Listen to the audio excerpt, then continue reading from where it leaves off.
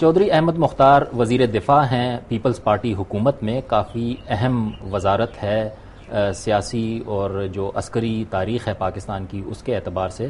تو آج ان سے گفتگو کرتے ہیں جو اس وقت ملک میں حالات و واقعات ہیں ان کے بارے میں. چودھری احمد مختار صاحب، میرا پہلا سوال آپ سے یہ ہے کہ آج ہی افغانستان کے صدر حامد کرزئی صاحب کا ایک الزام آیا ہے کہ پاکستان سے پچھلے چند ہفتوں کے دوران کوئی 450 سے زائد راکٹ داغے گئے ہیں کنڑ اور ننگرہار کے علاقوں میں، جس سے وہاں پر عام افغان شہری ہلاک ہوئے ہیں. تو آپ اس کو کس نظر سے دیکھتے ہیں؟ یہ کون لوگ ہیں جو پاکستان سے راکٹ داغ رہے ہیں؟ دیکھیں، جہاں تک راکٹ داغنے کا تعلق ہے، راکٹ کے اوپر کسی کا نام نہیں لکھا ہوا، کس طرف سے آ رہا ہے وہ بھی جو چل گیا تو اس کے بعد نہیں پتہ چلتا. بٹ ہماری آرم فورسز نے اس کو ڈینائی کیا ہے کہ ایسا نہیں ہے. اور اگر آپ ایک دو دن کی ٹی وی اسکرین پہ بیٹھ کے دیکھیں، جو پریزیڈنٹ صاحب کا ایران جانا، وہاں پہ کرزئی کو ہونا، اس کا ملنا، تو یہ بہت ساری انڈیکیشنز ہیں جس سے یہ ظاہر ہوتا ہے کہ یہ خبر بھی ایسے ہی بنا کے کسی نے دی کرزئی صاحب کو، جو انہوں نے ٹی وی پہ آ کے یا میڈیا میں بات کر دی.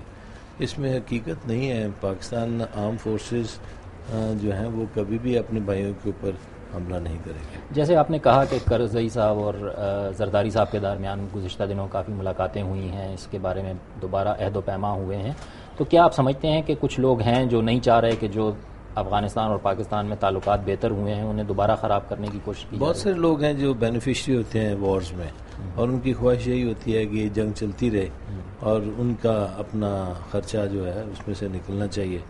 وہ پھر اس چیز کی پرواہ نہیں کرتے کہ ڈیمیج کیا ہوتا ہے. وہ سمجھتے ہیں کہ ہمیں مل گیا تو ٹھیک ہے، نہیں ملا تو ہم ڈیمیج اور کریں گے اس کو. لیکن پاکستان کو بھی شکایت رہی ہے پچھلے دنوں میں ہی افغانستان کے علاقوں سے باجوڑ، مومند اور دیر کے علاقوں میں کراس بارڈر حملے ہوئے ہیں شدت پسندوں کی طرف سے. تو آپ کیا سمجھتے ہیں، شدت پسند وہاں زیادہ ایکٹیو ہو رہے ہیں؟ اور یہ بھی سنا ہے کہ وہاں سے نیٹو فورسز نکل رہی ہیں کنڑ کے علاقے سے، تو ان کو وہاں پہ کھلا میدان مل گیا. پاسبل یہی ہے نا کہ ان کو کھلا میدان ملے. افغانستان کی گورنمنٹ یا ہم نیٹو فورسز جو بھی ٹرائبز وہاں پہ رہتے ہیں ان کو پش کرتے ہیں پاکستان کی طرف، تو اس لیے یہاں پہ آتے ہیں. تو یہاں سے ہم ان کو روکتے ہیں. جب ہم روکیں گے تو لامالا دیر ول بی اسکرمشز، جس سے جانی نقصان بھی ہوگا.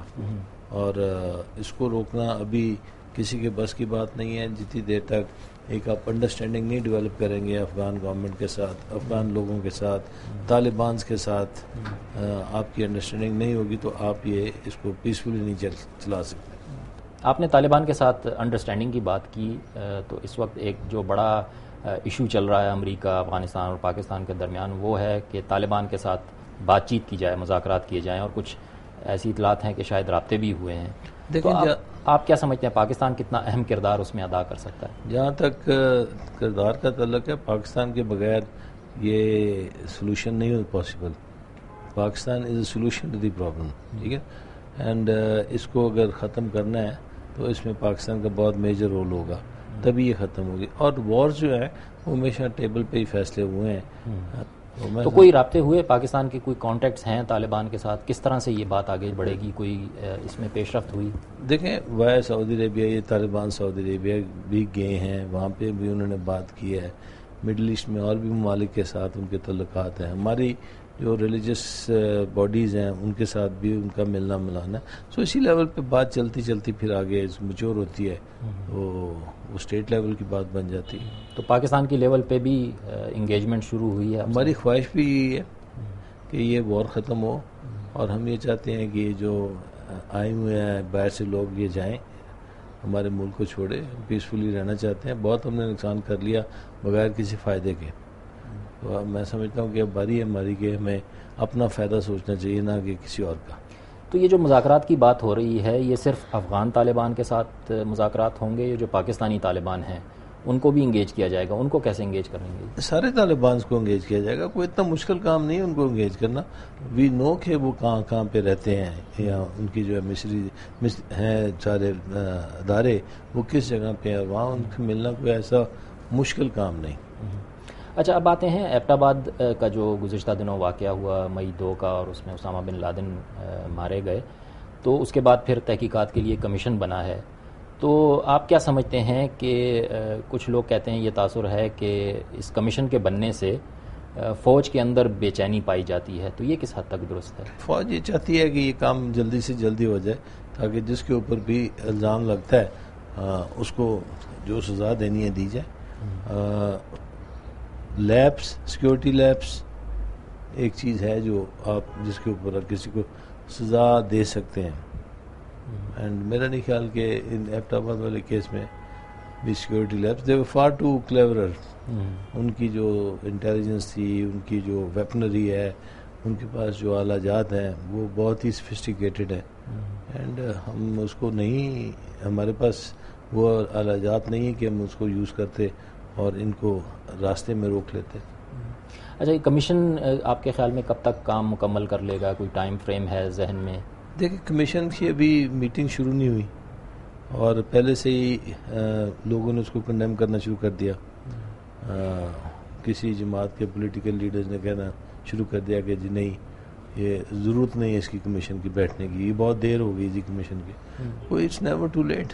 کوئی یہ اتنا بڑا انسیڈنٹ ہوا ہے کہ یہ آپ بھاگم بھاگ تو اس کا فیصلہ نہیں کر سکتے.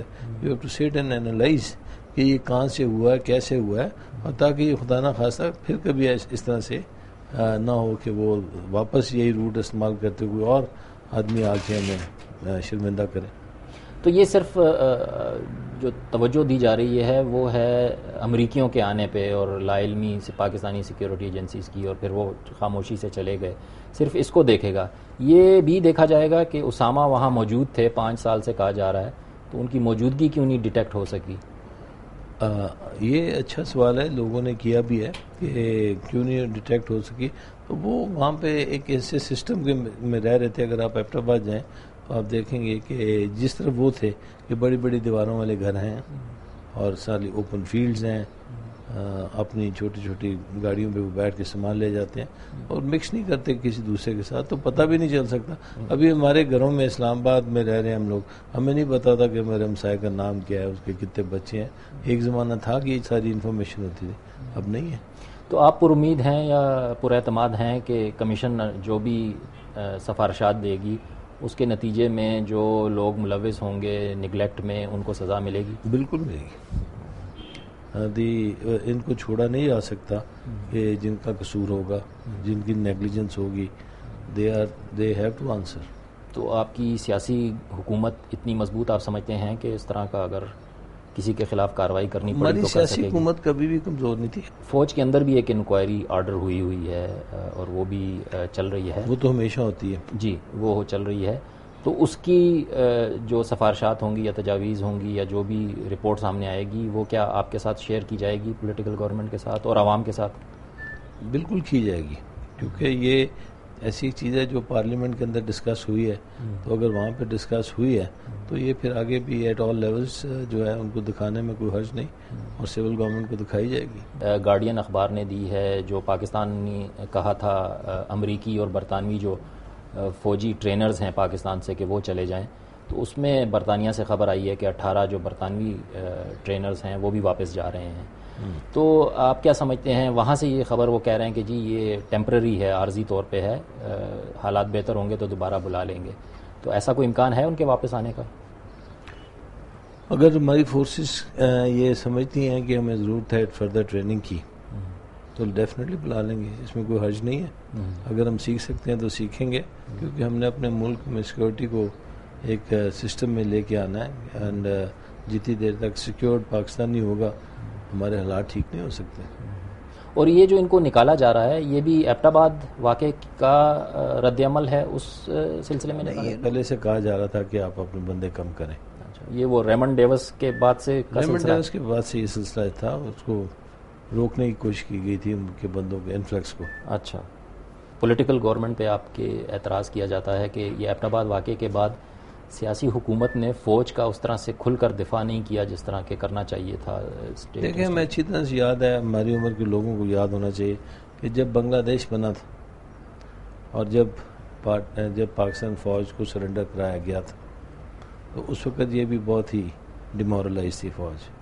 اور سب سے پہلے کام جو بھٹو صاحب نے کیا تھا تو فوج کی تنخواہیں 3 گنا تنخواہیں بڑھا دی تھی. اس وقت کم تھی تنخواہ، اور 100 روپے اگر ایک سپاہی کو ملتا تھا تو 300 کر دیا تھا کہ چلو فائنانشلی ان کو اپریشیٹ کیا جائے، تاکہ یہ ڈیمورلائز نہ ہو جائے، کیونکہ demoralise army is not required. پھر تو اسے بہتر ہے کہ ڈسبینڈ کر دیں اپنی آرمی کو. اچھا، ایک آخری سوال میرا آپ سے یہ ہے کہ جو پاکستان کا اکثر لوگوں کے ذہن میں یہ سوال ابھرتے ہیں کہ شاید بھارت کو دشمن قرار دینا ہی ہمارے مسائل کی بھی جڑ ہے، کہ اس کی وجہ سے اتنی بڑی فوج اور پھر اتنے بڑے اخراجات اور غیر یقینی صورتحال اس سارے علاقے میں. تو آپ کیا سمجھتے ہیں، بھارت آج بھی پاکستان کے لیے ایک خطرہ ہے؟ دیکھیں، بھارت کی اکانومی آپ سے 6-7 گنا بڑی ہے. ان کی ٹریڈ بھی آپ سے 7 گنا 5-6 گنا ضرور بڑی ہے. اس سے اکنامک ایکٹیویٹی وہاں پہ چلتی نظر آتی ہے. تو ہم اگر صرف ان کے ساتھ فوج کا مقابلہ کرانا چاہیں اور اس قسم کا آرمامنٹ لیں جو ہماری فورسز کے پاس ہے، تو وہ شاید ہم اتنی دیر افورڈ نہ کر پائیں. ابھی بھی تو انڈیا پاکستان کی پہلے جو کیپیسٹی تھی لڑنے کی وہ 20-22 دن ہی تھی نا. تو اب انڈیا نے بہت انڈکشن کیا اپنے آرمامنٹ، تو may be they can last for 45 days. پر ہم نہیں کر سکیں گے، ہمارے پاس وہ. تو پھر حالات کیوں نہیں بہتر ہوتے جب آپ سمجھتے ہیں کہ حالات اس طرح کے ہیں؟ آہستہ جنگ نہیں ہو سکتی. آہستہ جو ملنا ملانا ہے وہ شروع ہے. اکراس دی بارڈر لوگ جا رہے ہیں، آ رہے ہیں. کسی نے سوچا بھی نہیں تھا کہ واگا بارڈر سے لوگ اپنا سوٹ کے ساتھ میں پکڑیں گے تو امرتسر چلے جائیں گے. لیکن ایک سائیکل وہ بھی تو چل رہا ہے نا کہ جب بھی حالات کافی بہتر ہونے کی طرف آتے ہیں دونوں ممالک میں، کچھ نہ کچھ ہو جاتا ہے. ممبئی حملہ ہو جاتا ہے، یا کارگل ہو جاتا ہے، یا کچھ دوسری چیز ہو جاتی ہے. بڑی انفارچونیٹ بات ہے کہ یہ چیزیں ہو جاتی ہیں اور ہونی نہیں چاہیے. پر دیر آر پلیئرز جو یہ کرواتے ہیں. Who are they? There are players, آپ کو بھی پتہ ہے اور مجھے بھی شاید آپ سے کم پتہ ہے، بٹ آپ کو مجھ سے زیادہ پتہ ہے کہ دے آر، اور پکڑے بھی گئے ہیں، ان کا ٹرائل بھی کیا جا رہا ہے. تو اس کو کیسے روکیں گے، کیسے آپ یقینی بنائیں گے؟ آپ سمجھتے ہیں جب ہم اتنی ہے کیپیبل؟ جب ہم یہ فیصلہ کریں گے کہ religion and politics should not be mix together, let them go side by side. کوئی ایسی بات نہیں ہے. وہ میں نے نماز پڑھنی ہے تو مجھے کسی کو روکنا نہیں چاہیے. مجھے کسی کو یہ نہیں بتانا چاہیے کہ جی کہ نہیں آپ نے تو 1 انچ اور اس طرف منہ کرنا تھا. That is between me and my God. اگر میرے سے غلطی ہو گئی ہے تو معاف کرنے والا ہے. ٹھیک، بڑی مہربانی احمد مختار صاحب، تھینک یو ویری مچ.